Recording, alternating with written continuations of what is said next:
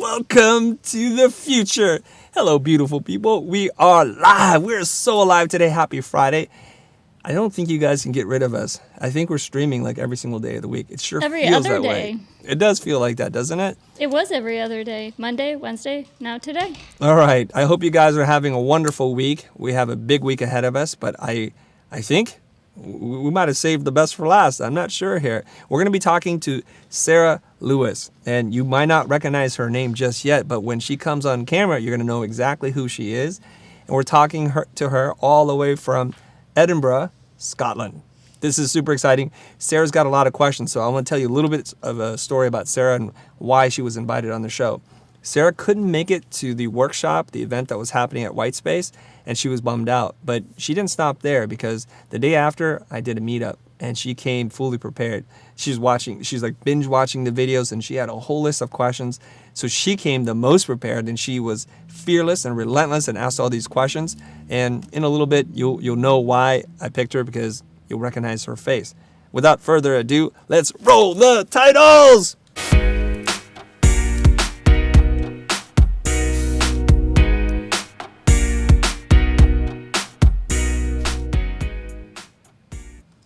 There she is, giving us her beautiful steel blue look, right down the barrel of the lens. Good job. Sarah, I think people know who you are now, right? Yeah, I guess so. The video has done really well on Facebook. It's got over 40,000 views on YouTube. And just so that we have some context, because it was a very short video, who are you? What do you do? What are you studying? Tell us a little bit about you. Okay, so I actually did a degree in geology and geography. Oh, wow. Then I graduated, and I came from a very artistic background. My dad's a photographer and a filmmaker.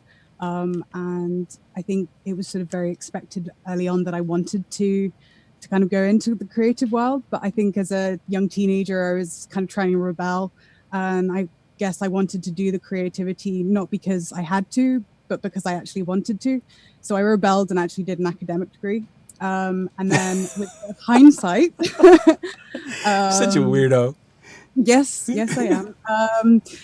I own that. So after that, I was like, right, okay, maybe I do want to be a creative after all. And graphic design just seemed to tick a lot of boxes for me. While I was at Edinburgh Uni, I actually joined the Whiskey Society. And although the whiskey was nice, the thing that really kind of grabbed me was actually the sort of whiskey packaging. And that got me really interested in the topography and things like that. So yeah, I went from studying topography to typography instead. Hey, did you rehearse that line? Good job. So check this out. I don't drink. I've never drank a drop. So it's interesting that you guys even have a whiskey society.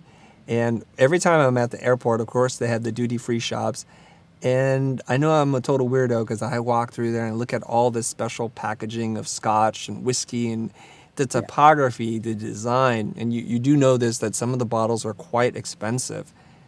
And this is really where packaging plays a big role in creating the experience. So you don't want to just open up a thing of cardboard and foam and just take your whiskey, because it's not going to feel right. Because these things, some of them have been aged for a number of years. It's taken a lot of energy and effort to make these things. And then you pull it out and it's in a velvet bag, and then you open it up and there's a whole label and a seal and just beautiful ornate printing on incredible paper. So I definitely connect. I get in trouble sometimes because I'm out there and I'm just like taking pictures, Like, sir, you can't do that. I'm like, well, are you sure? Okay. Because where else am I going to see all this packaging? Yeah, I'm a bit of a magpie, actually. I'm usually I was the one running to the front table at the end of whiskey tasting saying, are you going to throw that bottle away, or can I take it? And they were like, yeah, sure. So I'd be the weirdo walking away with the packaging at the end of a tasting rather than an actual full bottle of whiskey. But, Excellent. Okay. So just so that people now know who you are, what the heck are we going to be talking about today? Sarah's got a lot of questions, like 9 or 10 or so questions, and I don't know what the questions are, but let's see if I can't help you in growing your creative practice. Okay, so go ahead and fire away, and we'll try to knock out as many as we can. Those of you guys that are tuning in on Facebook and on YouTube, feel free to play along and comment. And Aaron's back, guys. Aaron's back. Where is he? Is he on camera? Aaron and Erica, there you guys are. Wave to the people. Yeah. So Aaron's going to be monitoring. Erica's going to be cutting and adding whatever kind of commentary they feel like they are compelled to say. Otherwise, let's kick it off. Sarah, what are we talking about? So the first question is actually related to the books that you recommended, talking about strategy. So Douglas Davis, Blair Evans, and yourself have said, how important it is to offer strategy. And so my question is, as someone who's just starting out, how do I justify charging for strategy when I'm not an expert? Okay. How do you charge for strategy when you're not an expert? Now, I want to be careful that we don't dive into the same territory that I've spoken about before, okay? Let's talk about that a little bit. First of all, do we know what strategy is? Let's have let's have a common definition or understanding between the two of us, because this is not a marketing term. Some designers I know think if they add the word, we're a strategic design firm, or we offer strategic branding, then that's all it takes, and it's a marketing buzzword, just like the word branding is, and it's often misused. So what do you understand in terms of like when we say strategy? So for me, if I was dealing with a client, it's about finding their kind of goals, where they want to be, what they want to get out of interacting with you and asking for your services. And so we've got a point A and a point B, and it's basically how we get there. And then the things that you create are the ways that you basically get there. That's perfectly articulated. I guess you've gone to school or something other than art, huh? It makes sense. All right, good job. Okay. All right, so strategy is a plan on how to get from point A to point B. But most designers will say, of course, my clients are going to come to me, and I'm going to figure out how to get them from this ugly logo to a much better logo. Is that strategy? No, because I would say that there's a bigger picture here. You want to talk their language. And at the end of the day, like, they're a business and they will have business aims that they need to achieve. And so you're not just creating something to look prettier, you're creating it to hopefully benefit them in their business and hope more money. Okay. So we were just on a webinar with 100 people talking about the business bootcamp, and something I explained to them, hopefully this makes sense to you, is that there are a number of inputs and then there's a couple of different outputs, right? So if you just sell identity design, like you make logos and you do stationary business cards, the output is a set number of variables. So whether the input comes in and they present you a business problem, the output will always be, well, you need a new identity design. So that to me is a misalignment and a disconnect from the inputs into the output.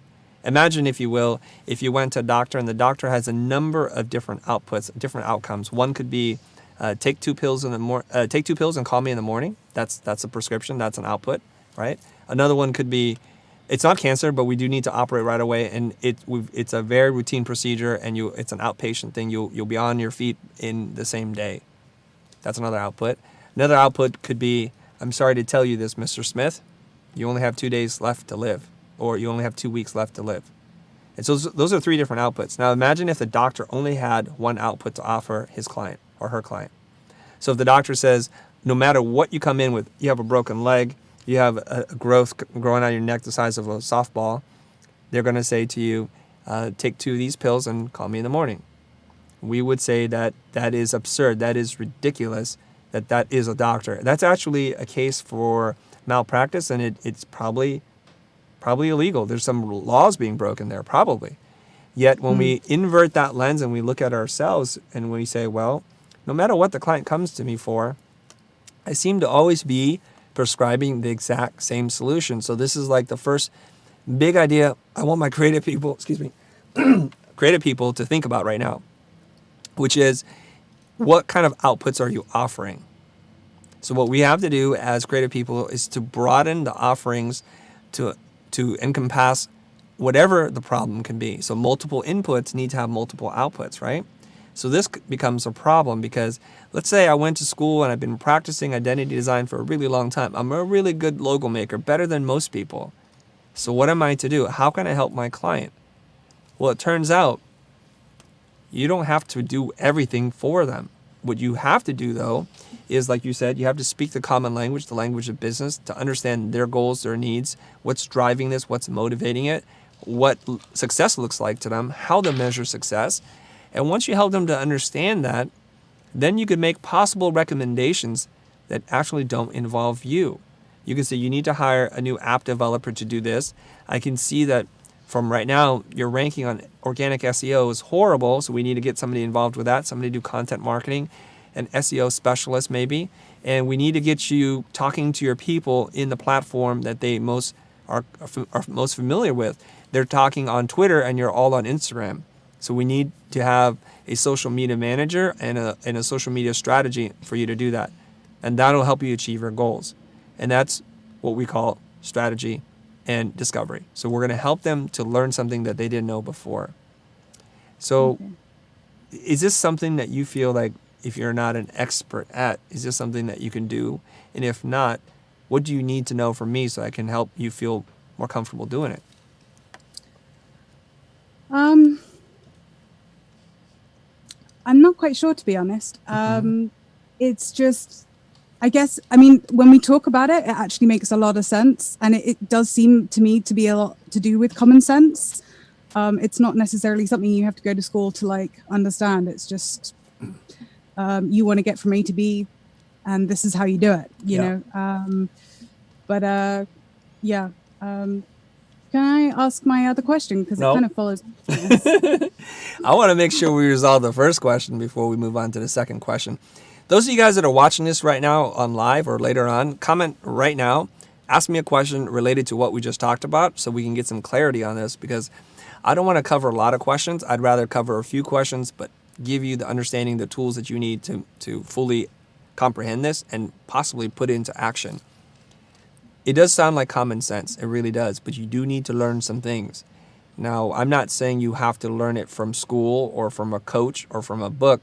Whatever way you like to learn, you learn. But you do need to learn this stuff. The first thing that you had mentioned right off the gate, which I love, which is we have to learn to speak the same language. Because before you can prescribe anything, you must be able to speak in a language that makes the clients feel like you understand their problem. Generally speaking, the person that you're going to be working with either runs a business or some kind of organization. It doesn't have to sell things in the typical way, but they're running a business or they're running a marketing thing. They're doing something. So we need to be able to have the bare minimum understanding of how business functions and basic terminology like net profit versus gross profit, and to understand those differences, and to be able to look at a profit and loss statement just to understand how that works. Basic business principles. And I think I mentioned it to my pro group before, so I'll mention it to you guys on YouTube. There's a book, it's called 101 Things I Learned in Business School. It's written by somebody I think that went to Harvard Business School, and it's really, really simple, and it outlines just key concepts. We just need to have, at bare minimum, some basic understanding. Now, ideally, we'd like to learn a lot more than that, but that should be enough for you to at least participate in the dialogue and not feel like everybody's speaking Greek and you're speaking Italian. Are there questions coming in, Aaron? Because I'm going to try to monitor some of myself, actually. Let me pull up YouTube and see what's going on. Sarah, you can talk. Say anything. Yeah. Or not. There's some questions coming in here. Are there good ones? Trying to save Sarah here. Yeah. Save Sarah. This is called Saving Sarah Lewis. Great. Is there anything, Aaron? Yeah, so someone's asking, obviously I think English not first language here, so I'm going to paraphrase, but how do you sound empathetic when you don't speak someone's language? Like if someone's artistically trained as a designer and you're not, how can you like speak the same language? That's a great question. Now, here's the thing. When you're trying to relate to somebody, you have to speak their language. They're not going to speak your language. And if you don't understand something, and there's a good chance that something's going to happen and you don't understand it, just say, pardon me, when you use that term, what do you mean? Because I'm unfamiliar with that term. Oh, wow, that's great. Okay, now I have a better understanding. And the reason I often give when I'm talking to clients who are especially like savvy in the tech field, which admittedly I'm not the most tech savvy person, I would just say to them, so here's the thing. I would really appreciate it if you guys just talk to me like I'm a fifth grader, because I need to understand what it is you're saying. And right now I'm completely lost in this conversation. And the reason why it's critical is because I have to translate what you say into what other people can understand. And I feel like there's a communication gap. Sometimes we can get too much of that inside baseball jargon speak that we lose people. So let's try and find more common ways. Just tell it to me like a layperson so that I can understand it. And that's it. But you do need to do like what we consider the bare minimum of understanding the language of business, okay? If you want to help a business owner, you do need to understand that. You need to understand where their sales are coming from, what you might consider sales channels or their awareness funnel and the user experience journey. You need to understand basic things like that. What's the lifetime value of a customer? How much does it cost per acquisition? Like how much money are you spending to acquire that customer? What is your churn rate? Right? All of these are covered really well in the book by Douglas Davis. Yes. And I have been reading that, and I'm trying to sort of apply it to projects as they come in. Mm-hmm.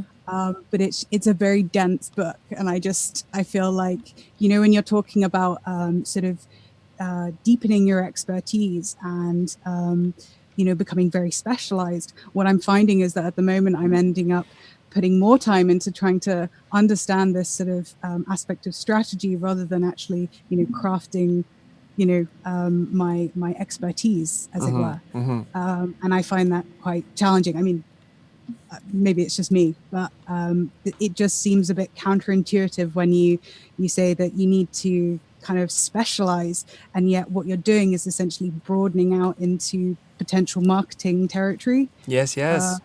And so, that's kind of, I feel conflicted by that, basically. Okay.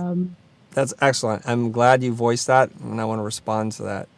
If you want to be a maker or craftsperson, somebody who really understands logo design or web design or something like that, you do need to specialize. You do need to do the 10,000 hours and learn the ins and outs of the tools, the keyboard shortcuts, best practices, and all that kind of stuff.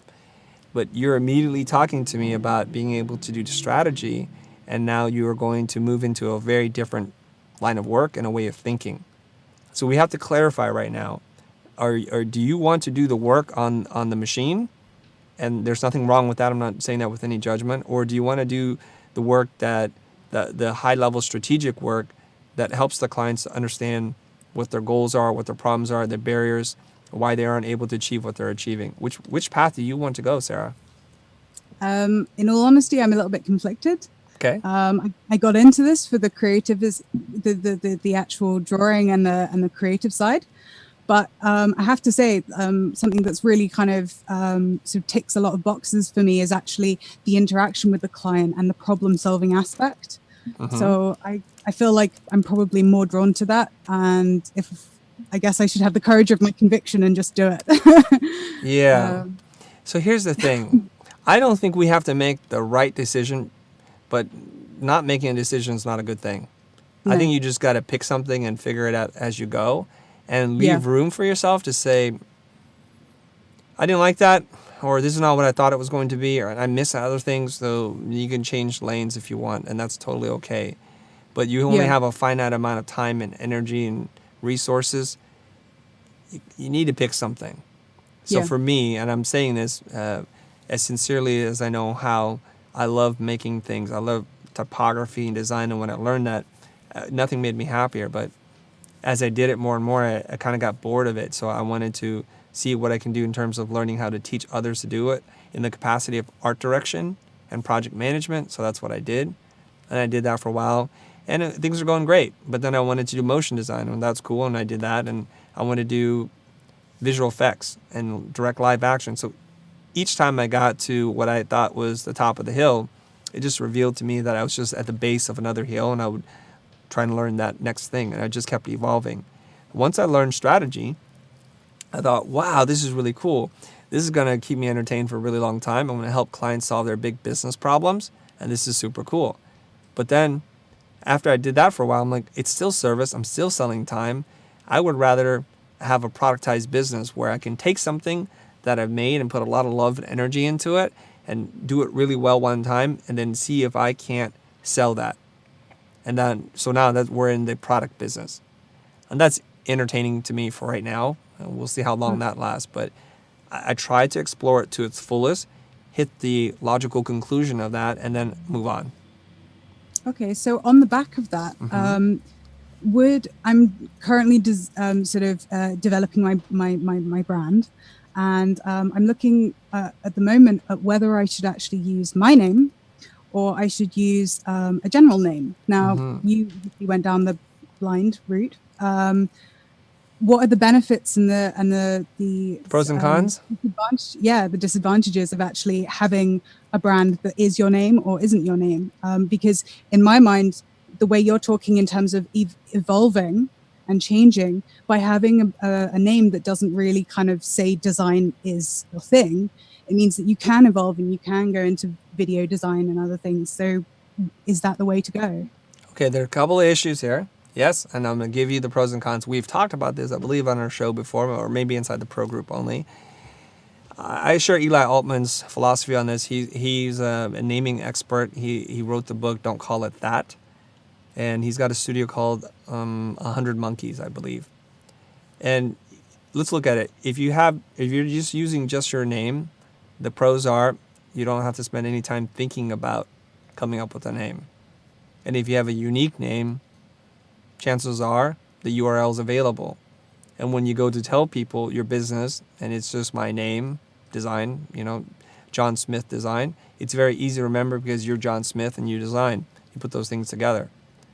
So what happens if you want to grow the company and eventually one day potentially take on partners? So now it's going to be John Smith and Associates, so you have to change your name again. If you want to sell your company, your name is associated with that company, and if they take it down a direction that you don't love, you feel like you've lost your own name and your own identity. There's some problems there. And I know it's difficult to come up with a name. That's why there are experts who get paid a lot of money just to come up with a name. But it's a worthwhile endeavor for you to come up with a name and to own that domain name and to register and to build a company around it. Early on, I made the decision that I didn't want the company to be me. I already knew I wanted to be bigger than me, and I wanted to be not on the front line. One of the downfalls, if you call yourself John Smith Design, is when somebody else besides John Smith does the work, the clients might feel, wait a minute, we want John to be on the call, we want him to do the work, and we need to see him all the time. So now you've become trapped inside your own business. What a beautiful invention you've created for yourself. So personal brands are a lot easier to market, and if you want to build a lifestyle brand, I think that's fine. If you don't ever intend on selling or exiting or growing the company or adding on too many partners, I think that's fine. Those are the pros and cons as I see it. Okay. Thank you very much. You're welcome. This is a question in relation to a project you did a while ago. Do you remember the fishing lodge logo? Ollie's? Yeah, that's right. Ollie's. So I wanted to ask something in relation to that, because you said that you kept in touch with him for several months, and you got in touch with him and you managed to kind of make him feel like you were still there, but you weren't pestering him. And that's something I get a lot from clients, is that, they're like, oh, I want to think about it. But then how do you vibe, like, whether they actually just don't want your business or if they just genuinely are busy, and just having the conviction to just follow through and sort of be like, hello, we're still here. Right. Ready to help when you want, how do you vibe that? Well, I don't think you can. I'm not a mind reader. I'm not the mentalist. I'm not sitting there like, well, Sarah thinks I'm amazing. I can't unless you tell me you're amazing or you're a jerk or you're a douchebag or whatever it is you want to say. Okay, I don't know if I was pestering him or not. I kind of just look at it like, if I was that person, how many times would I want to reach out to myself? What kind of tone of voice would I want to take?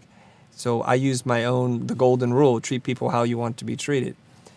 So when I was talking to the general manager of the fishing lodge that you're talking about, I had an initial conversation. They seemed to be interested. I followed up immediately, as you're supposed to do as a professional. That's what you're supposed to do. And then I followed up in a month, and then another month, and then I would put it out every 4 months. And then 9 months in is when that email that went out that connected with that person.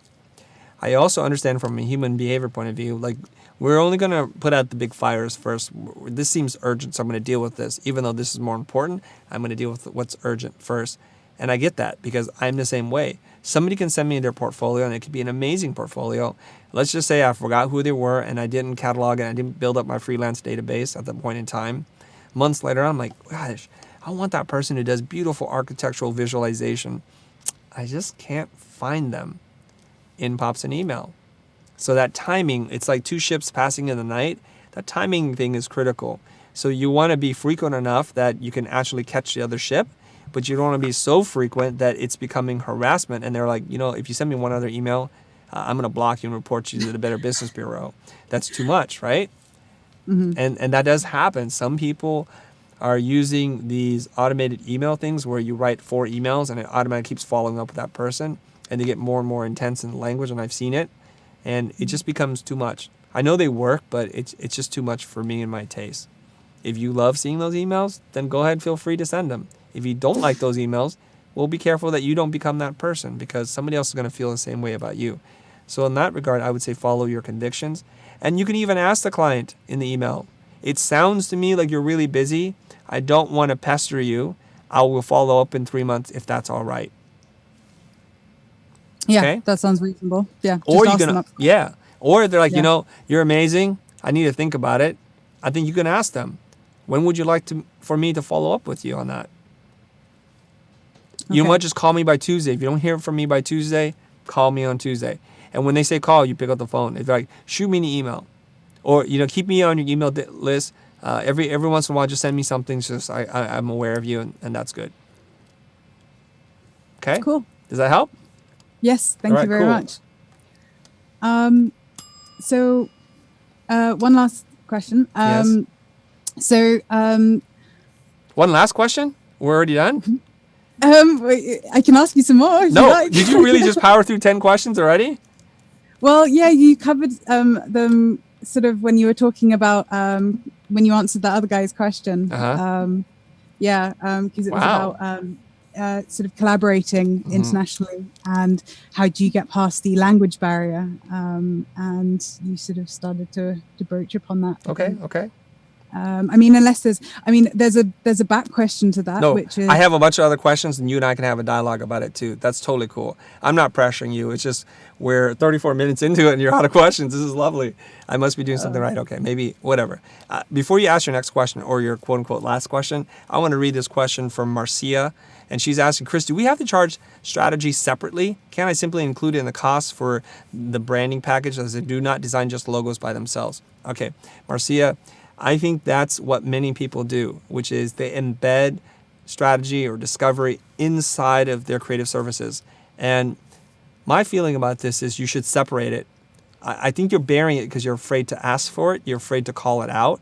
And therefore, it goes kind of unseen by the client. If you're doing something that you think is valuable, I would pull it out in that kind of bid where you're actually showing the client.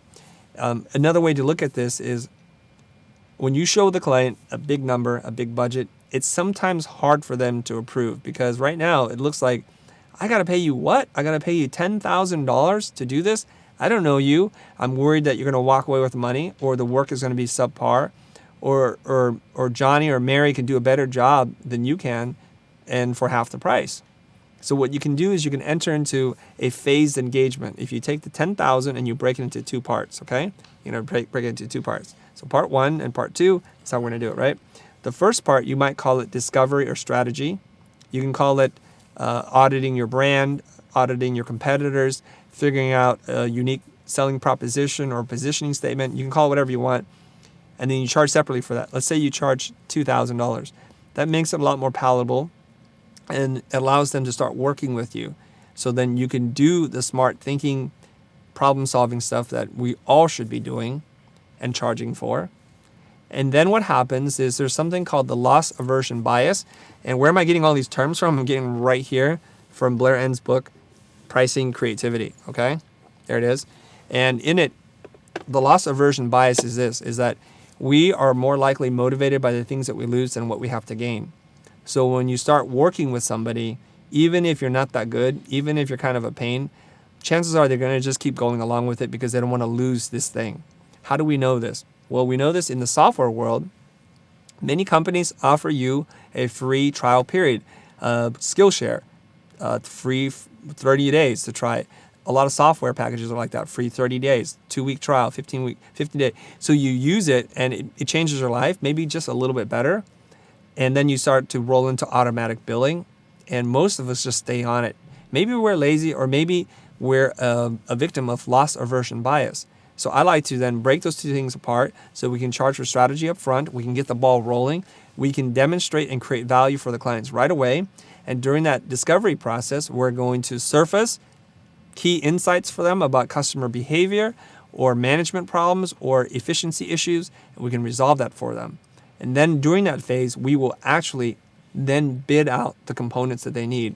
So this is how you can turn a client who's a little leery of spending $10,000 into a $30,000 engagement. According to the book, and I believe this, the longer you take to come up with a price in the diagnostic process, the more money you have potentially to gain, because you want to realize the full value of what it is that you're doing and make that clear to the client as well. Therefore, paying a percentage of that is reasonable. Okay? So you understand that so far, Sarah? Yes. You give me this look like, what did he say? No, sorry. People are saying they love your accent, by the way. I think they're talking about me, but I'm going to give this one to you. I think they like your accent. They're like, love your accent. I'm like, you do like my accent. Okay. All right. I kid there. So, right. So that's what's happening. So if you guys are having a hard time selling or convincing a client about the budget because it's too much, try and break it out in parts and pieces, knowing that if you do a good job, that the chances of the job growing is going to be in your favor, especially if you offer more than just one output. And I did want to address that a little bit, just in case somebody was following that conversation earlier. So let's say you don't do packaging design. Let's say you don't do web design either. And in the discovery phase, you have learned with the client that they need new packaging and they need a new website. And we kind of now know what it needs to look like. You can say, well, how much money do you want to spend to achieve that? And then you can help them figure out as a consultant, what's a reasonable amount? Oh, that's too much. I think we can get it done for less than that. I know some packaging designers who can help.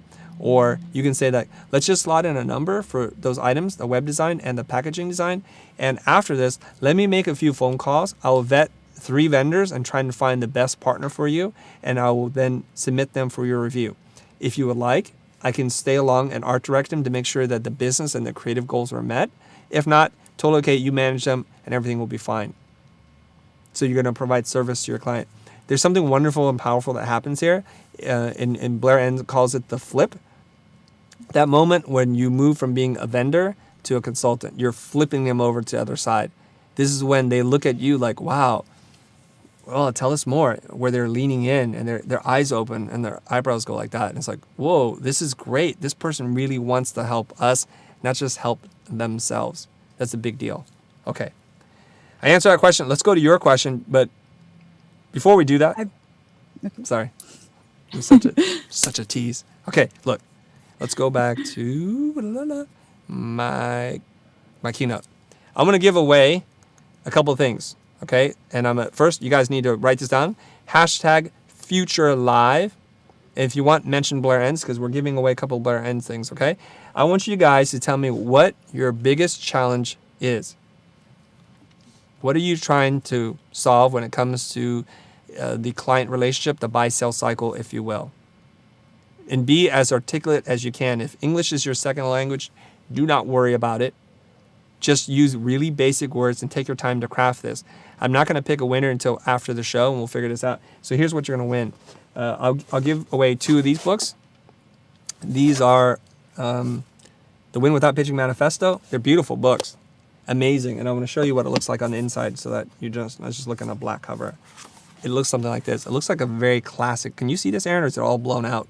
It's all blown out. Okay. It's better back. It's not white, guys. It's not white. I promise you, they're an words. empty book. We're gonna give you this fabulous empty book. It's a diary. No, it's a wonderfully written book, and it's written like the name suggests. It's a manifesto. These rules that Blair has laid out for you to follow. It's a game changer. So we're gonna give away 2 of these books, and we want to know what your biggest challenges are working with clients in the buy-sell cycle. Okay. Now this one, the Whopper. Hopefully you can see this one. It's put in like a 3-ring binder situation. It's massive. I tried taking this with me on the trip. And it was just so heavy. I had to read the ebook instead. And I was trying to read this late at night, as I do. And the book fell on my face and it hurt me. So this is a heavy-duty book, you guys. This is one like, it's like a workbook. It's a manual. It's a textbook, okay? So make sure you use the hashtag Future Live, mention Blair Ends, @BlairEnds, and ask a really difficult question, or tell me what your big challenge is working with clients in the buy-sell cycle. Is this on Twitter or where are people posting this? Yeah, good one, Aaron. Good one. Yes, it is on Twitter. Hit me up on Twitter, you guys. Okay, we'll search for the hashtag and make sure you mention Blair so he knows what's going on. And with that, we shall go back to Sarah. Sarah, go ahead. Wait, we can't hear you, Sarah. Something happened. Did your microphone stop working? Yeah. There we go. You're fine. back. Okay. You good? She's back. Sorry about Yes. You're good. Yeah. So if I do decide to partner up with a strategist or someone who, maybe complements my skills creatively, how do I go about finding someone who's kind of on my wavelength, but also kind of honest? And I've heard some horror stories about people partnering up with people that have then walked off with the money and all kinds of stuff. Like, how do you sort of go about finding someone? And I mean, I guess to put it crudely, you don't want to just get into bed with anyone, That's so crude. How dare you say that? We should have done the parental advisory beginning of the show. Kids, step away from the screen. Adults, I'm going to say it one more time. You just don't want to get in bed with just anybody. All right? You just don't know what kind of things they're harvesting or harboring in their body. Okay? Now we know that. Look, have you been burned before? I've been burned with a couple of sort of potentials, but I got out quicker. So What do you mean, a couple of potentials? What does that mean? there were people that I was kind of lining up thinking, hey, you've got an interesting skill set, but then they did things, they had sort of work ethics and things that I was just kind of like, no, maybe not. So, all right, that's great. Well, good for you. You listened to your gut. Your gut was telling you, I have a bad feeling about you. The way you phrase things, the way you look at me, all those kinds of things, certain words that you choose. I'm not getting a good feeling, and good for you. Congratulations. You listened to that gut, and it served you well. I think it's really important that more of us listen to our gut and trust those instincts, because when you don't, you will probably most likely get screwed. But I also don't want you to live a life of fear. Like, I'm not staying up at night worried that there's a boogeyman hiding underneath my bed. There's bad things that happen in the world, but that doesn't mean we have to live our life of fear and not work with people and just might as well be a hermit and just be a recluse and just hide away from everybody. I don't think we need to do that, right? So I think I was just hoping that you might have something so that you can make an educated leap of faith. Oh, I'm going to tell you in a second. Okay? Okay. Like in life, there are people you can trust, people who have your best interests at heart.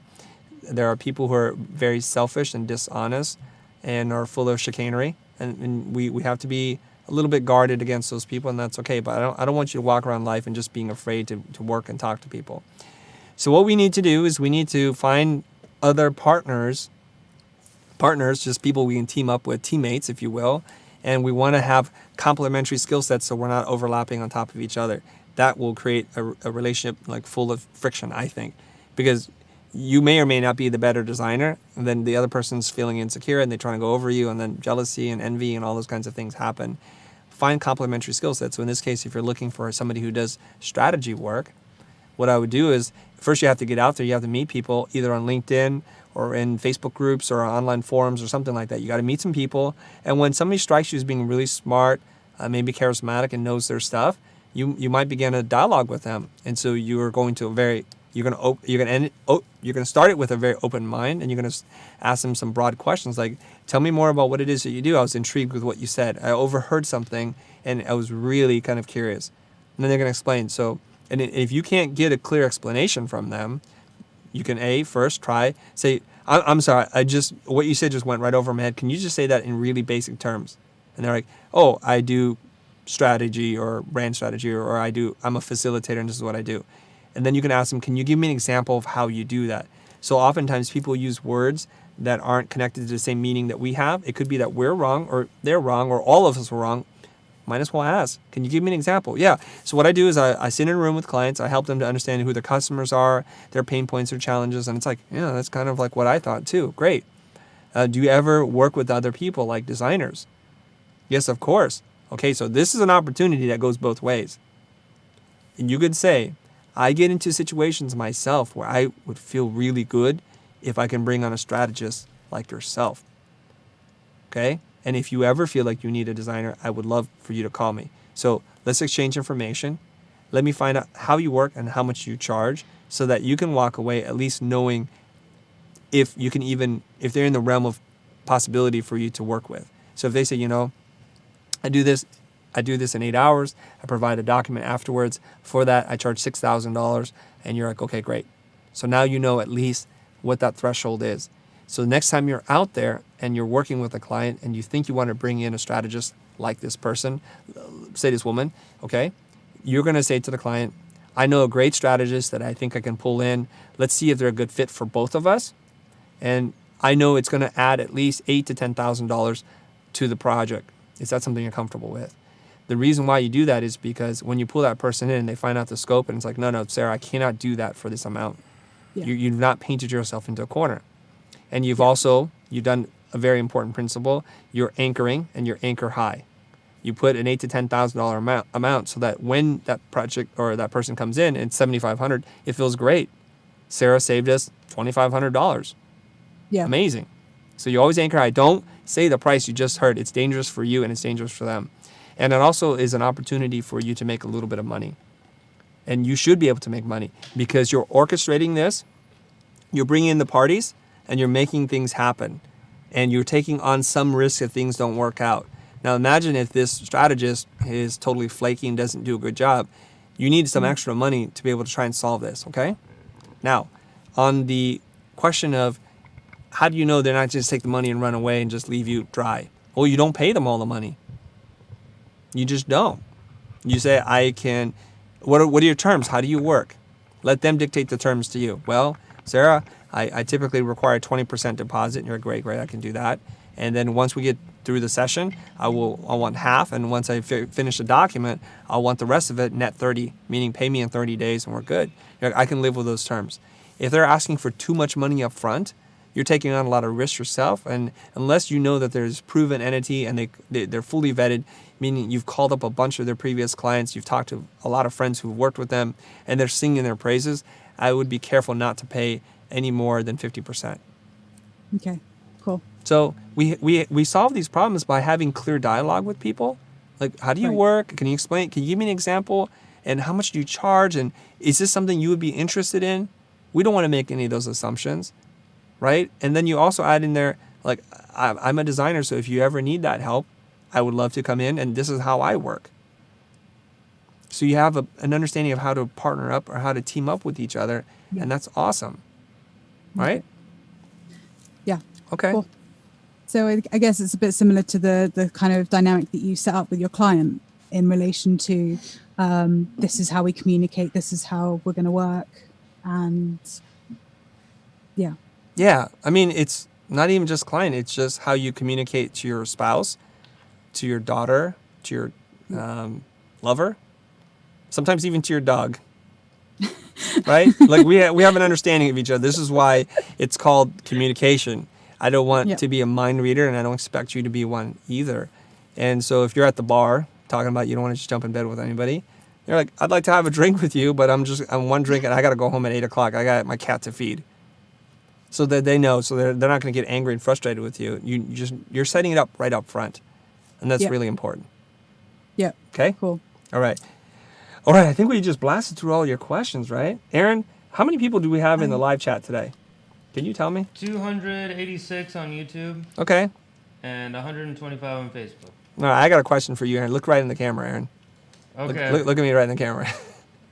What kind of look are you rocking today? You look like a Three Musketeer. Is that the new look? Three Musketeer, or Yeah. she said I look like some guy Zappa. So that sounded Frank cool. Zappa. Frank Zappa. Frank Zappa. Oh yeah. Okay, now that she's saying that a little bit, yeah. Look at that. Now, when you're in Europe, you were rocking the full beard. Yeah. Sometimes borderline terrorist. But now you got a different look going. A Thank man you. with thick facial hair can pull off many looks. Yeah. Okay. All right. Are there any other comments? There must be within 250 people for this surprise live stream that are coming in. What do you guys want to ask me? Let's do something, guys. I have a bunch of questions here I've been writing down. Let's do it. You got good questions? Let's Yeah, rock. should I just fire Awesome. them off? Yeah, let's do it. And then, Sarah, right. feel free to talk or join in on the dialogue, okay? Somebody said, Marcia says, Aaron looks smart today. Today? Just today. Look, can't you just say thank you? Thank you. That's what I meant. Yes. Sumit says, Aaron, you looking darn good. Darn cool. Thank you. All right. Thank you. They want you to make your own show now. Forget about it. Forget about it. Okay. All right. Let's keep going. What are your questions?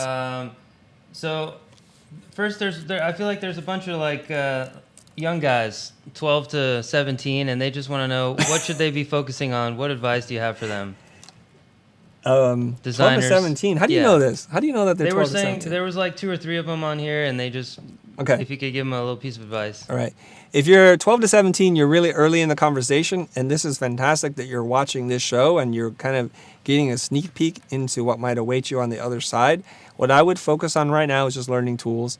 It is important for you to have some basic skill set that you can then use to communicate your ideas. This is really important. I think sometimes it can be slightly delusional if you think you're a 17-year-old and you're going to become an art director instantly. Now, it's possible if you have the right skill set, but it's not very likely. So in the beginning, you're going to work for somebody, and the way that you create value for them is you can do the work that they would do. So if I can save my boss or my client time, that time is worth a lot. The bigger the boss, the bigger the client, the more valuable that is, because if they're running a Fortune 500 company, their time is worth millions of dollars. So if you can save them a little bit of time. So what you have to do is be able to do something that they would otherwise have to do themselves. That's valuable. So I would suggest that you learn the tools, and there's a lot of great free resources, some that are paid, where you can learn the tools. And then once you learn the tools, now you know how to express your ideas and help other people express their ideas. Then I would get into probably the design fundamentals to learn the philosophy, the theory, and you can learn those in tandem. They can be learned together. You can learn a design principle while learning the tool. That's great. There are fewer resources out there that teach you in that technique and style, but that's possible for you as well. Okay? That's what I would advise you to do. And keep practicing. The great news is you're born in the exact right time. We're living in the information age. Everybody is vlogging. Everybody's posting blogs and creating articles and doing workshops. The information is out there. You just have to kind of reach out for it and just grab it. Not that hard. Aaron, what's my next question? Next question. Well, here we go. How do you, so when you're doing strategy, right? Let me see here. What if the client doesn't really know the problem? Like they're not familiar with any of their ROI and their profit and that kind of stuff. That's fantastic. How do you find a problem and check if it's a real problem worth solving? And like, how do you Oh, kind of do all excellent that? question. Who asked that question? They deserve like a gold star. I I'm gonna give didn't him- copy his name. Okay, it's onto okay. yeah, sorry. I'm going to give him a gold bell here. Excellent question. So you remember before we talked about value? Value is created when you help somebody realize something they didn't know. If you only tell me what I knew, it's boring. Okay? If you tell me Chris is bald, he wears glasses, and he's Asian, you haven't told me anything that I don't know. And then you say, will you pay me for that? Will you hire me? I'm like, no, I already knew that. I'm a Capricorn. I get it. I'm an INTJ. I get it. You haven't told me anything new. But if you told me, did you know that certain personality types work better with INTJs than others? And we can help you screen the people that work for you and the people that you're going to get along with the best. It'll save you a lot of money, time, frustration, and headaches. Now you've created something that I didn't know. And this would be excellent. This would be worth something to me. So when you say a client doesn't know these things, well, the fact that you highlight that they don't know these things It's creating value for you right there. It's creating value for them. My gosh, you're right. I do need to look into my numbers because when you ask me these questions, I don't know the answer. That's the part. It's why it's called, wait for it, discovery. It's not called recovery. You have to discover something new, not just find something old. Okay? Yeah. How do you do that though? Like, do you have any, I know that's a long question, right? How do you facilitate? How do you get insights out? How do you find the problem? Okay. You ready for the answer? Yeah. It's called magic. No, it's not called magic. You ask really good questions. And I've shared many different ways of asking questions in my workshops, some on this very channel. But Aaron, I'll ask you this. I mean, if you have ever worked with a therapist or a psychologist or a really good mentor, they are practicing some form of the Socratic approach, Socratic after Socrates, which is a question-based way of learning things. Okay? All I have to do is ask you enough smart questions, and I'll help you come to the realization of something. And I don't want to do role play right now because I'm a little mentally fatigued. I got to be honest with you. But in that role play that I did with Sarah in Edinburgh, when I did that with Sarah, I helped that role play client learn that they're actually trying to solve a really big problem. I was able to flip them over from looking at me as a vendor to me as a consultant. And people are shocked. They're like, Chris, you're so rude. Okay, Sarah, let's do the split screen. I have a follow-up for you. Have you read the comments in YouTube? Not all of them. Some of them? Yeah. I don't really see you responding. I would love to see you respond and comment in there because here's what people mistakenly read. They're like, oh, if you're like, you're not the right fit or you should talk to other vendors, that's really rude. How can you do that? Right? And they're like, there's no way you can go and convince somebody like Sarah to go from 2,000 to 20,000. It's not possible. Yet what happened is if you watch to the end of the video, Sarah says, wow, I feel like you really are trying to take care of me. And there was a moment. Sarah, your video is getting a little choppy. You guys seeing that too? What's going on? Are you doing a BitTorrent download or something in the background? Some pirated. Are you trying to watch the Avengers movie right now? I already saw it on Wednesday. Thank you. You did. Well, don't even mention another word because my lips are sealed. Yeah. Yep. Matthew calls me super excitedly. He's like, hey, Chris, have you seen the Avengers? I'm like, no, dude. I was up to 2 a.m. preparing for the webinar. Remember that? Right. Okay. Yeah. Yeah. Well, you've got a treat in store. I'll say that. Good. Okay. We should look at some Facebook stuff. Okay. What do you want to say, Sarah? Go ahead. I was actually just going to ask. I don't have the link to the Twitter feed. What do you mean? The thing that's screening right now. What thing that's streaming right now? Like what we're streaming right now? Yeah. Oh, yeah. do you want it? Well, because then I can keep an eye on the comments, as you were saying. Oh no! What you would do is you go onto YouTube.com. Okay. You go to our channel, and then you would see that video, and then you can read the chat. I don't mean that kind of chat, because that chat disappears. You don't need to respond to them. I want you here, eyes on me, okay? After this airs, and it's going to be recorded and saved to YouTube and Facebook, you're going to see a ton of comments like, oh, why'd she say this? Or she's too easy, or she's too hard, or whatever it is, or Chris is a jerk, and they say that all the time, and that's fine. And then you can comment, it's totally true, or it's not true, or whatever else you want to say, okay?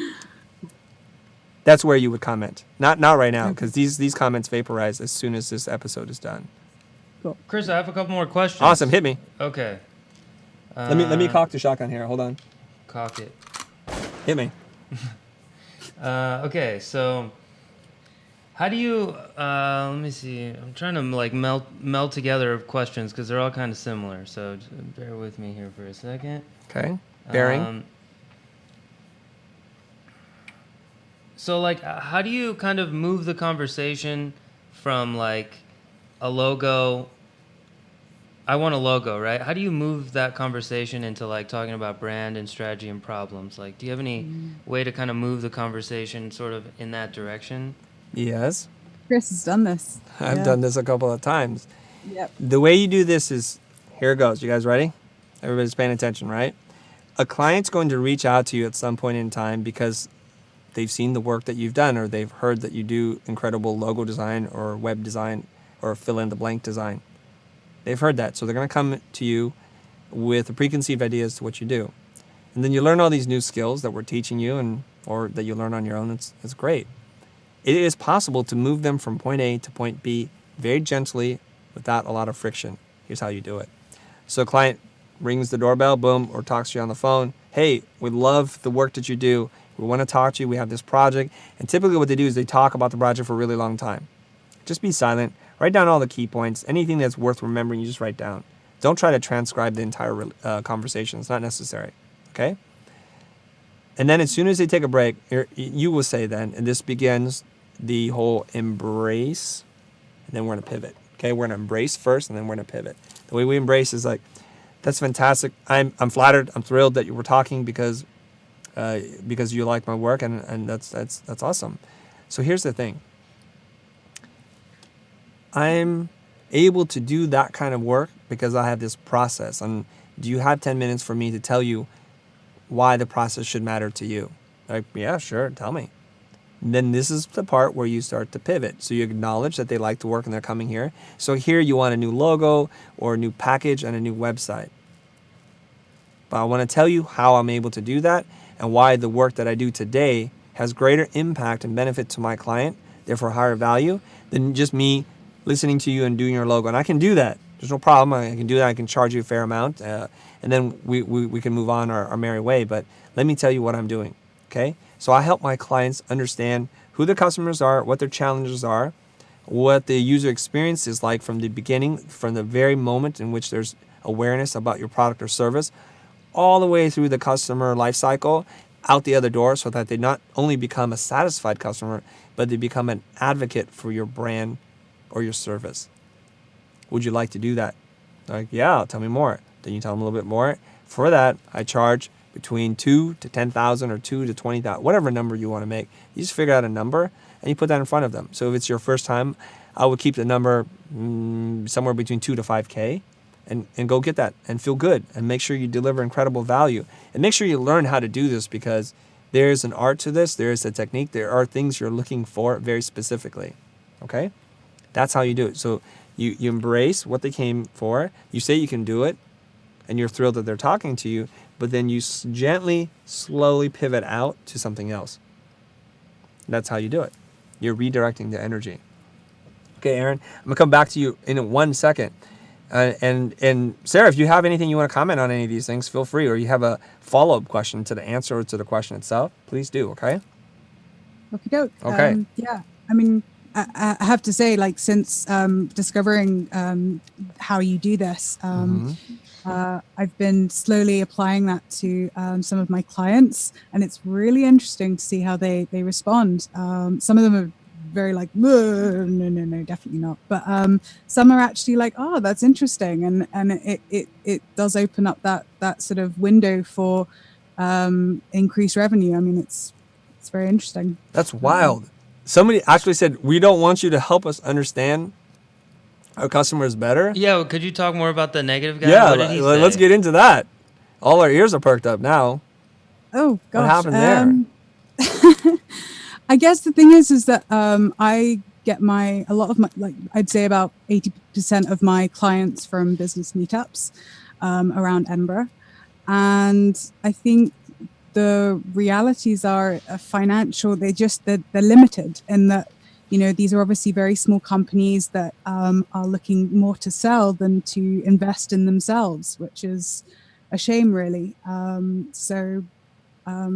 guess their priorities are probably slightly different. Whereas if I was to go to some networking events where I was meeting maybe sort of more substantial companies, maybe they would actually have that kind of financial backing to invest and consider something like that of value. Ah, okay. I don't know if that's necessarily true. This might be an issue of correlation versus causality.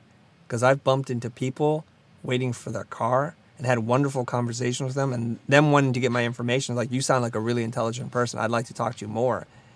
So let's not assume that you have to have a lot of money or big goals and big priorities for you to get value out of this. Excuse me for 1 second.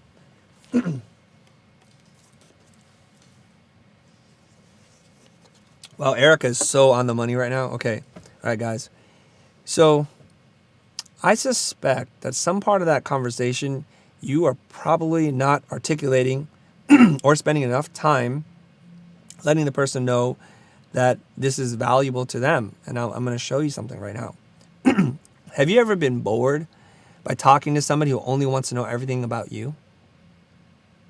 Yeah. You have? Mm-hmm. When has that happened? I don't know. Like, sorry, can you repeat the question? Yes, I'm yes. sorry, Okay, it's okay. I missed Have you ever been bored or disinterested when somebody's talking to you and all they want to do is like they've zeroed out or blocked out the entire room or world and they're just so into you?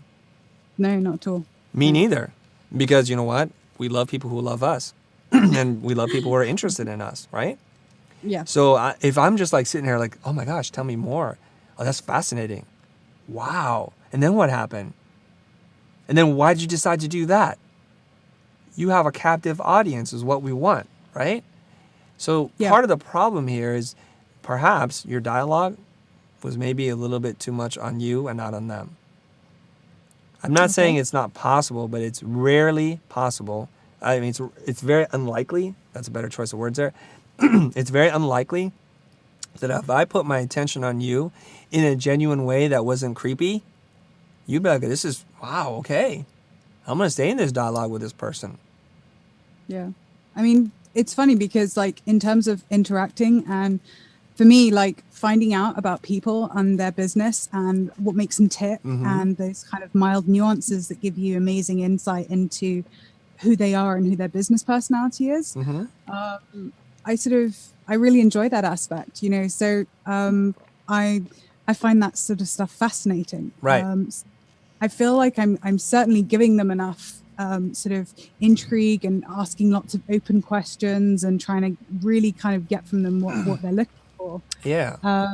But maybe my problem is that not selling because we're not selling, but we never sell. Demonstrating the value that I have to offer is I don't know, maybe it's I don't want to sound like I'm being arrogant or something, I guess. Maybe you would not be arrogant because you're not arrogant to me. But let me just say this then. Let me think how I could phrase this here. I'm going to give you two things that you can ask almost anybody. Okay? And it's going to be the beginning of potentially a beautiful dialogue. Now, some people are very suspicious and guarded and they just don't want to talk to you, and that's fine. Maybe you have body odor or something. I don't know. There are things that you can do. I'm not saying you. I'm just saying there are people I know. And maybe they're like, just, stay away. Okay? If you ask somebody, I don't know, tell me a little bit more about what a day in your life looks like. That could begin the conversation. And so you're just going to listen. And then you want to try to ascertain what kind of goal or objective they're trying to achieve. Whether it's like, you know what, I work too much. And they start opening up. I don't see my kids enough. And I just feel like I'm really stressed out. Like my cholesterol's up, my blood pressure's up. I'm not living a healthy life. And I feel like if I don't change things, this is going to lead to an early demise. Like, wow, I'm so sorry to hear that. What do you think the problem is? Now you're gonna surface the problem. They're gonna tell you things they know subconsciously, things that they know in their gut, but they actually haven't formed those thoughts clearly enough to understand them themselves. Right. Okay, so it's just voicing. Yeah, you're like, we're a walking bucket of emotions that aren't addressed most of the time. Very seldomly do we sit there and think. Like, do you take an hour in your day to sit in a room with nothing to do, unplugged from the world, and just think, what am I thinking about right now? And why is that important to me? How am I going to overcome that? You ever do that? I probably should, but I don't. Right? And then I said, do you spend 5 minutes doing that? So few of us spend any time just sitting there lost in our own thinking to try to understand what it is we're thinking about, to give form to those feelings. So that's what you're doing now. You're helping to find that moment for them, even though they're not alone, and you're all about them so that the world disappears and it recedes into the background. That's what you're going to do. And then you're going to say, Cool. well, so what's getting in the way? How do you think we can solve that? Now I'm using the we versus the you because I'm going to help you. I'm going to figure this thing out. So really it sounds to me like you've been working really hard because you want to provide for your family. But what you just told me right now is you already have more money than you could spend in a lifetime. So do you think it's wise to continue to do this and to give up the very thing that it is that you want? We know that the time that you have with your children is finite because they're going to go off to college and they're going to get married and they're going to have their own lives and we're going to lose this moment. So don't you think we should capture this? And I'm like, you're right. So what are you going to do tomorrow? You know what? I'm going to quit my job. Or I'm going to scale back my operation. Or I'm going to sell the company to my junior partner. You created tremendous value for them right then and there. So something to think about, all right? You want to say something, Sarah? Yeah, sorry. So like on the back of that, I mean, I would argue that the relationship that you're building there is not just what I would call a professional relationship. I would say that you are becoming sort of friendly with this person.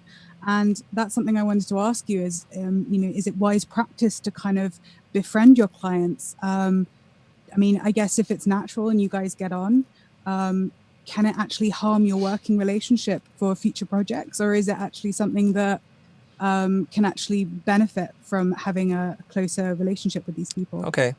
Very interesting question. This is why I brought you on the channel, Sarah. You asked the questions that I'm not thinking about. I'm like, that should have been enough. But then you come back with this. Okay, here we go. Let me ask you something. Have you ever worked with somebody like that is providing you a lot of service? Like maybe your hairdresser or a seamstress or somebody that there's a lot of human to human interaction, right? Not like you're sending a file off to the internet and it gives you something back. What's the relationship? What's the professional relationship that we're talking about? In any form or just in any design form? world? In any form. Okay. My hairdresser, she's pretty awesome. Why is she awesome? I guess we've built a rapport. I feel like she genuinely listens not just to my hair problems, but actually to my life. So she's kind of been there along the way, and she always listens to what I'm looking for and responds with some interesting ideas about what we can do. I used to have very long hair, and then I cut it, and I don't think I would have felt kind of comfortable to do it without her, really. Right. Okay. Fantastic. And do you give her a nice tip? Do you guys tip in Edinburgh? Yes, we do. Okay, you tip. Do you give her a nice tip? I'd like to think so. Okay.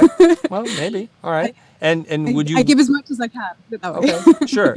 And would you wait for her to be available, or would you just have somebody else because you need it? She actually just moved out of town. She used to be right in the center. Yeah. And she moved out, but I'm willing to go the extra... It's about an hour to get there rather than 10 minutes, but I'm willing to make that journey because if I'm going to do something drastic, I'd much rather trust her than someone else. Yeah. Okay, so let's talk about this.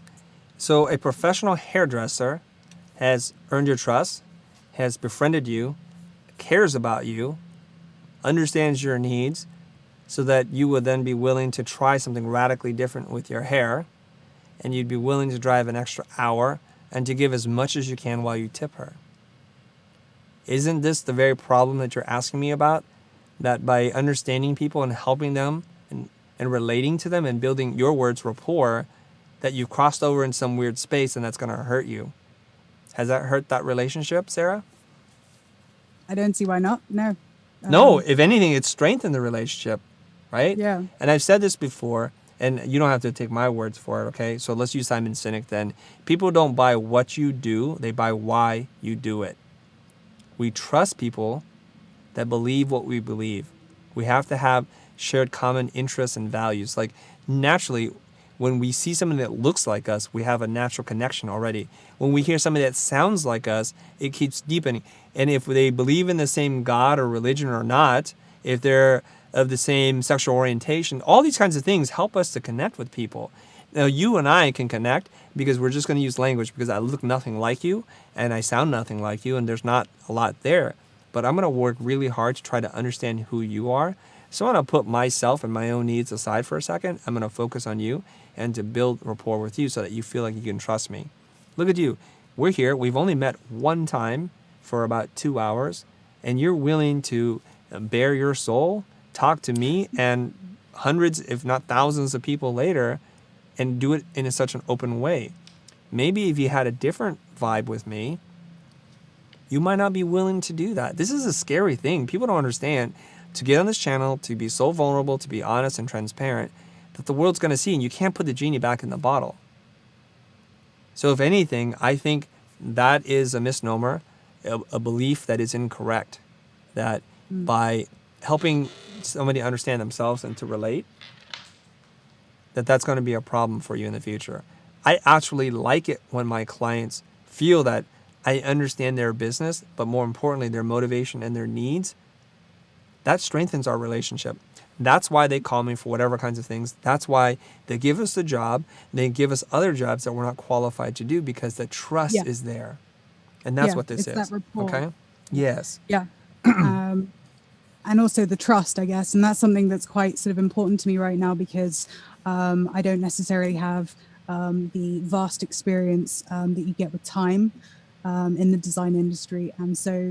And you know, my portfolio is only so big. So it's about trying to sort of build that trust and that sort of relationship that you can have with a client. And I am slowly finding that more of my clients who initially I've done a little bit of work for are starting to come back with bigger projects because we've built that kind of rapport. And in the meantime, we've gone for a pint or two together as well, which is lovely. And I just wanted to make sure that that wasn't going to like become a problem later on, I guess. As long as you don't cross over some platonic divide and enter into no, that's not let's not do that, right? No. I mean, I guess it's also just in terms of bringing up the hard questions when it's someone who you don't know. I find it a lot easier to just be like money, like straight up front, like put it there on the table. Yeah.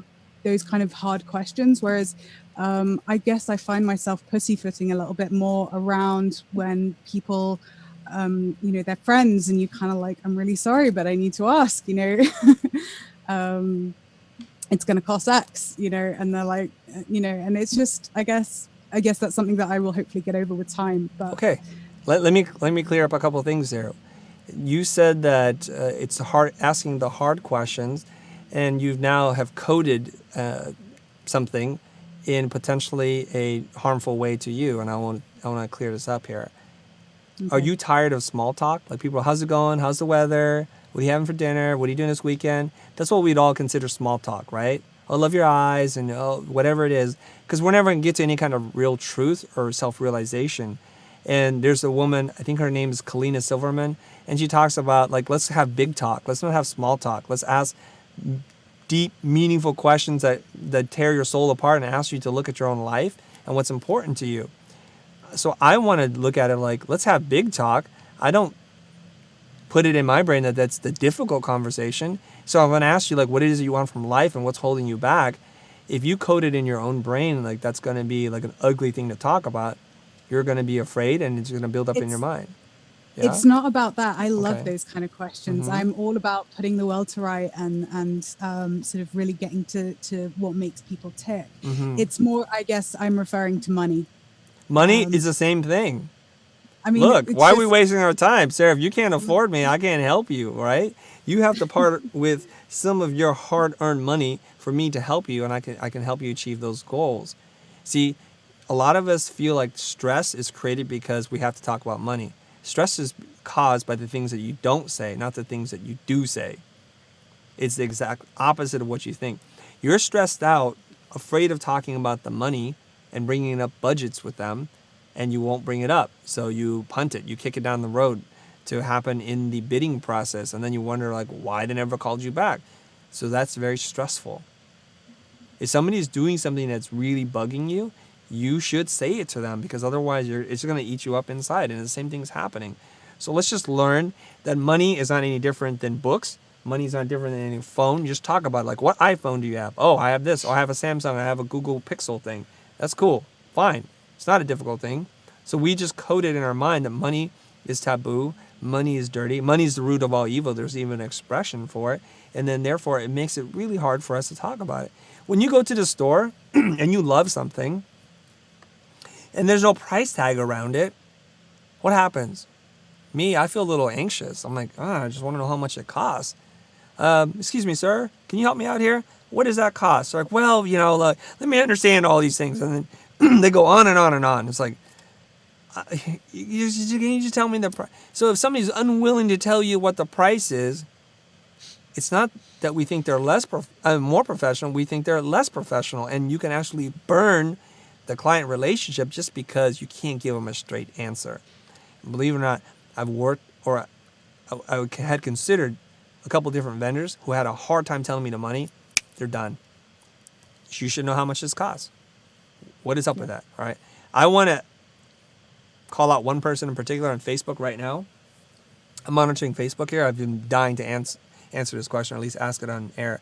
So Facebook, Adriana Tamayo is asking, losing my voice here. How do you tell a client their taste is not great and to stop micromanaging? Adriana, I've already produced a whole video on this. That video did go viral. Please look that up, client bad taste, and see what I have to say on that matter, okay? And they said, but worse, micromanaging to make it worse. And then, in short, how do you let them know you're the expert without hurting egos? Well, unfortunately, Adriana, I'm going to say this and you're going to hate me for it. I think you're the one with the ego. You're the one that thinks you have the great taste. And who died and made you queen of great taste? So when we get into taste and we talk about very subjective things, we've already lost the war. Not the battle, we've already lost the war. Okay, Adriana, if you want to make an impact on your client, if you want to earn their trust, talk about something that really matters to them. And then talk about it in objective ways. What are we trying to do? What are we trying to do? We're trying to attract children. Okay, so then we might want to use like a primary color set, but you personally hate red, green, and blue.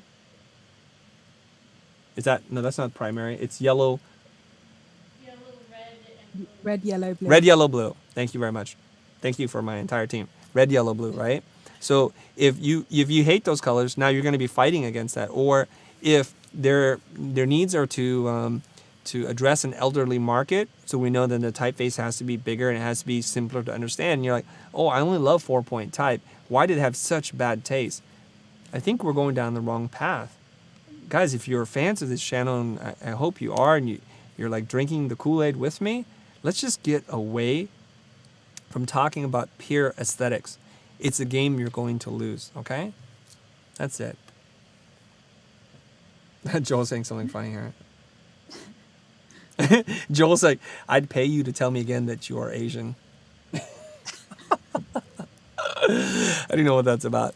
All right, Aaron, hit me up with another question. I think we're going to have to start wrapping up the show. Okay. How do you bring up the money up front? Like, how do you start talking about that? And should you talk about that before you talk about any value-related things? Like, do you just start with the money, or do you kind of talk a little first and then do money, or how do you do that? Yeah, okay. Somebody's asking about the link to buy this book, and I want to paste it in here for them, the book. I gave you guys that link, too. Did you guys see that? So I'm pasting inside of Facebook right now. Let me switch over to YouTube, and here's how you guys buy that book. I make $0 on this book, you guys. Okay, I just believe in it. I've read it, and as much as I think I know, it's changing my game, so it'll change yours. It's not a cheap book, okay? It's $200. Unless you want to buy the ebook's a lot less than that. But where am I? I've lost my way here in the forest here. So Aaron's asking me about the money conversation. Let's talk about money for a little bit, okay? As far as the money conversation goes, when is it appropriate to talk about it? Well, it depends on where you are in your career. If you're at the beginning part of your career, the first third of your career, you're going to want to talk about money up front really quick. So when the clients call you, they're going to tell you a few things, and you're going to say, this sounds fascinating to me. I would love nothing more than to actually work on this with you. Do you have $5,000 to make this logo? Because that's my minimum level of entry. It's our policy not to take on projects or clients for less than that. And that's all you have to say. It's like, wow, oh my gosh, that's so much. We can't do that. Then they have to tell you how much money they have. And then you either choose to move on or you choose to do it for a little less. So here's the trick. If you want 5, don't ask for 5, ask for 10. If you want 10, don't ask for 10, ask for 20. That way they can work their way down. You're effectively using price anchoring.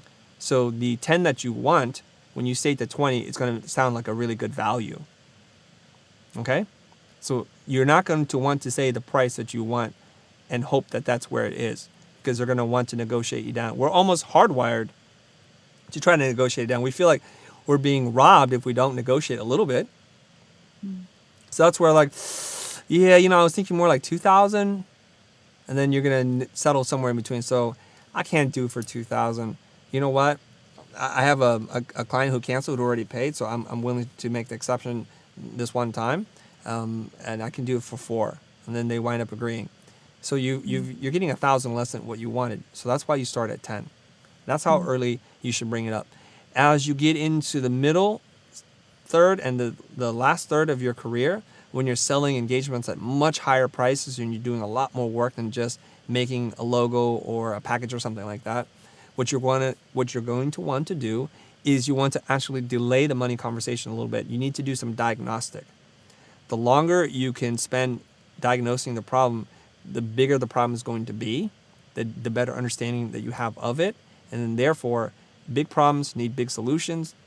Big solutions have big price tags attached to it, because if I help you to make $200,000 or I help you to save $200,000, I should be able to capture some fair share of that, some percentage of that. So if I can help you make $200,000, I think it's reasonable to get 20% of that, which is what, 40K? Is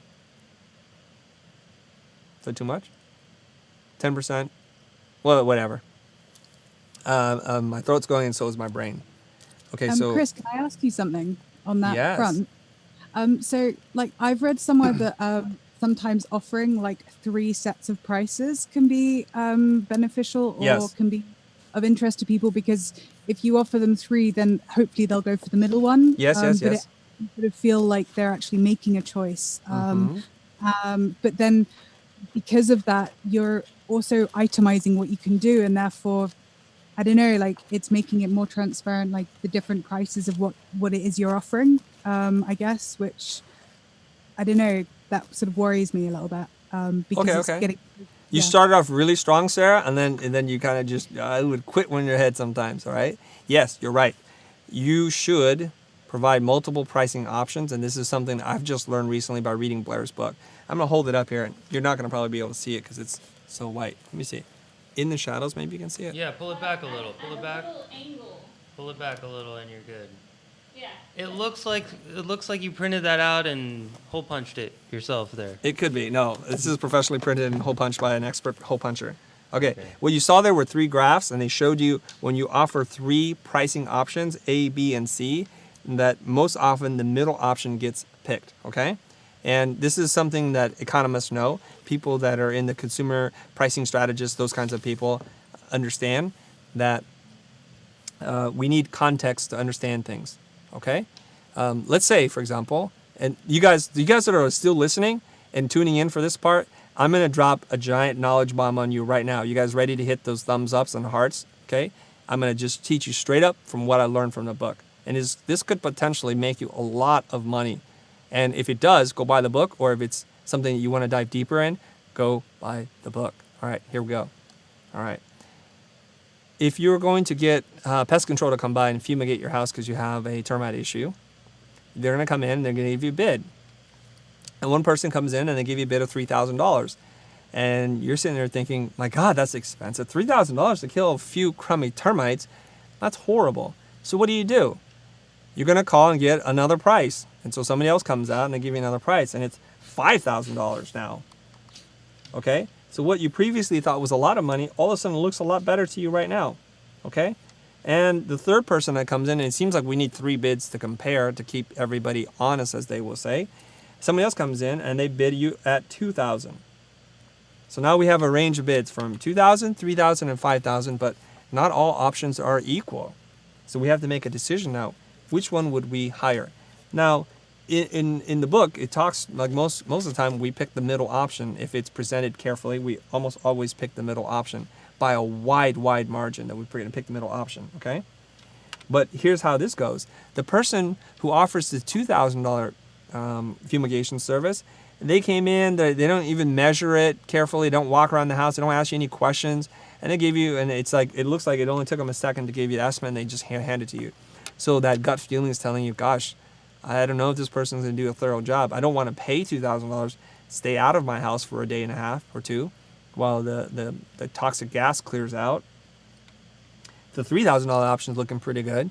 But then I'm also considering the $5,000 option because they came out, they measured, and they mentioned something to me that I didn't know before. They taught me something. They said, did the other estimator calculate how much more volume there is on the roof?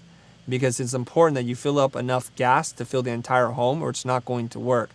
Okay? You need to fill it up with enough gas, and that's what we're charging for. And they educate you in the process, and you feel like, gosh, it might be worth the extra $2,000. Now, it's up to each buyer to decide what matters most to them. If they're buying based on price, they're going to go for the $2,000, and it may or may not work out for them. Furniture may or may not be broken. They may or may not lock up the house correctly. They might not have been in business as long as the most expensive one. They might not be as reputable, but that's the risk that the consumer can choose. They're allowed to choose that.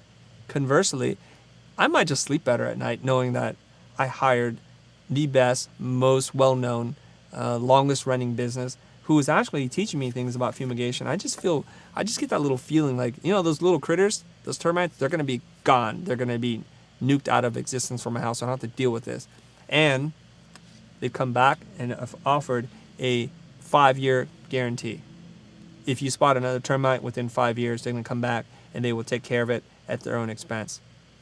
Now, what we're understanding now is that price, like beauty and value, it's all based on the eye of the beholder. So when you effectively submit a bid or an estimate to your client for one price, what are they going to do, Sarah? They're going to go to other people and check around. They have to, because they don't know if you're going to cheat them. Okay? Yeah. So what you don't want to do is to have them go and talk to somebody else. So what you do is you present 2 other price options. Okay? 2 is better than 1.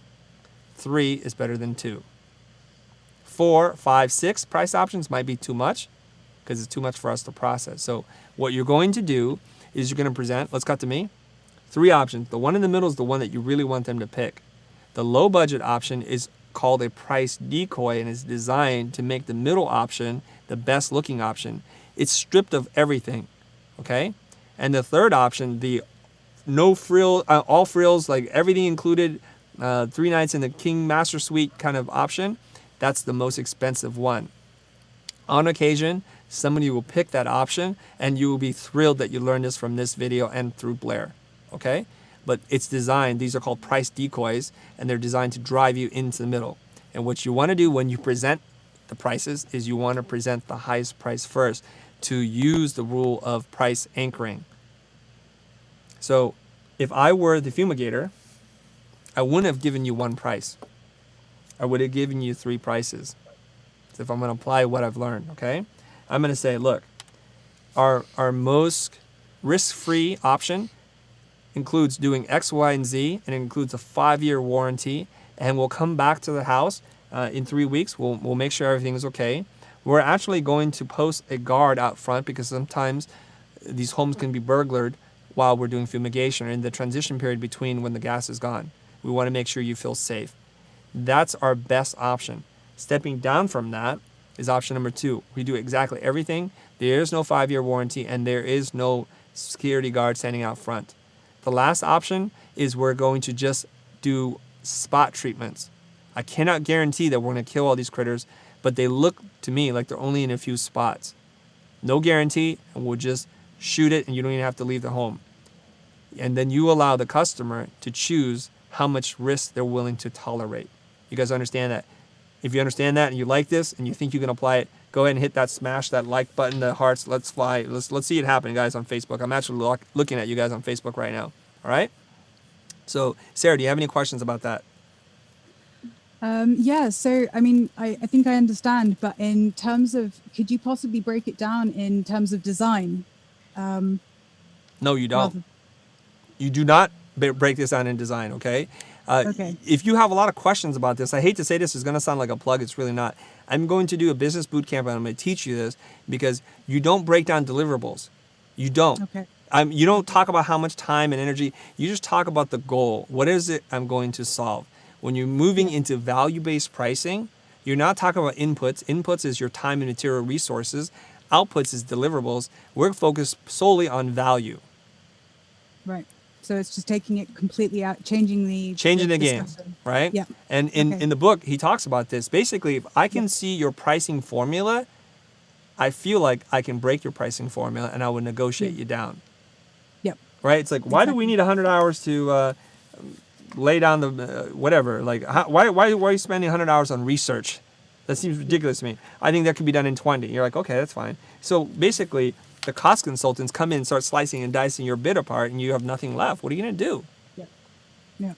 So you want to obfuscate. You want to make as hard as possible to see the formula. So this is another giant gem, another gem that's going to be dropped on you. And I mistakenly had practiced this for many years myself.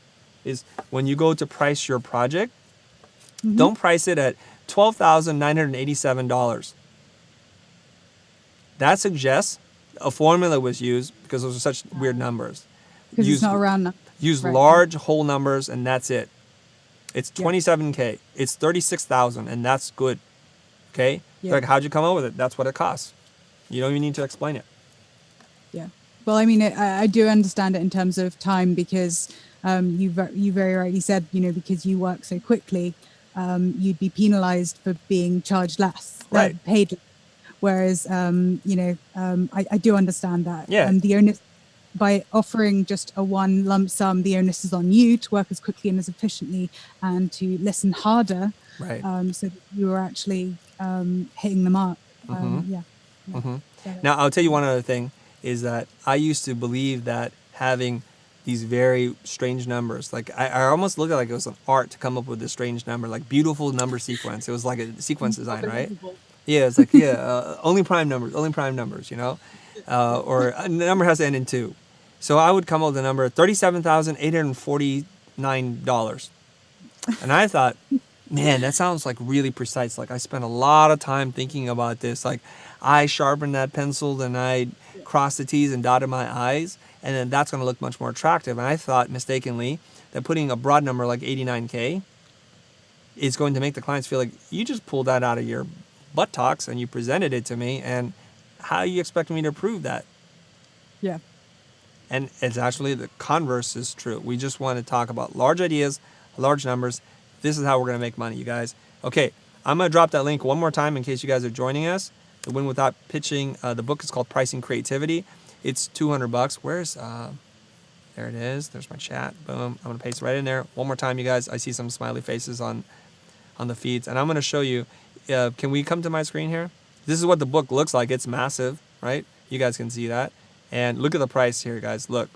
Wow. You can get the total package for $320. I just spit on my keyboard. The manual and the ebook, which is $199. Like, I'm an old school guy. I want to hold something in my hand, even if it falls on my face and it hurts. For some reason, the ebook just doesn't do it for me. What is he doing for you right now, you guys? Look at this. He's putting the principles of pricing decoys to make the middle option look fantastic. He's actually applying what he's learned. And this is potentially the most expensive non-art book, non-collectible book you can buy. $200 seems like an outrageous amount of money, doesn't it? When's the last time you spent $100 on a book that was a non-collectible, non-art book? Like never. Right? I grimace when I buy a book on Amazon for $40. Yet I would readily recommend and pay for the $200 book in the middle. Look, because the ebook, we're thinking the ebook, that's like a digital download. And it's like, that's lame. What did that cost you? Like 2 cents to make? And then you look at the total package and you're like, oh, I get 5 supporting videos?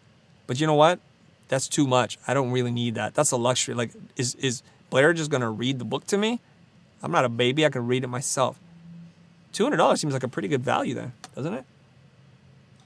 He's done it to you right then and there. Pretty good, don't you think? He even has a 100% satisfaction guarantee. Look at that. That's the fumigator right there. Boom. 100% satisfaction guarantee. If you're unhappy with it for any reason, return it for a full refund. All right.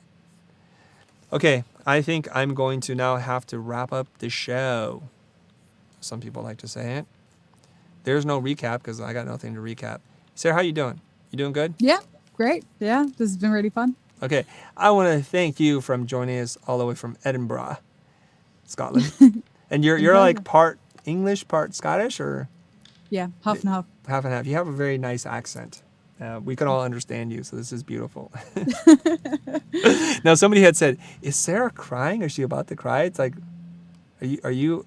Is this information so overwhelming that you're about to cry on me? It might just be the light reflecting on my eyes. You have that beautiful light, and the skin tones and your eyes are just lit up. So people are like, I'm not about to cry. I promise. Are you a White Walker? Well, I'm pretty white, I have to say. I'm transparent, but I'd like to think I'm not about to kill anyone. So, yeah, you're not a zombie, right? No. Okay, very good. Last time I checked, I still bleed. Okay, so we're going to give away 2 copies of the book, you guys. The Win Without Pitching Manifesto, we're giving these 2 away. They're brand new, except for they've been touched by me. And we're going to give away 1 copy in the Pricing Creativity. This book is so expensive, I only have a few to give out, you guys. So remember, hashtag Future Live. Forgot my own hashtag. Mention Blair Enns at Blair Enns, ENNS. And of course, mention me on Twitter. Tell me what your biggest challenge is when it comes to working with clients in the buy-sell cycle.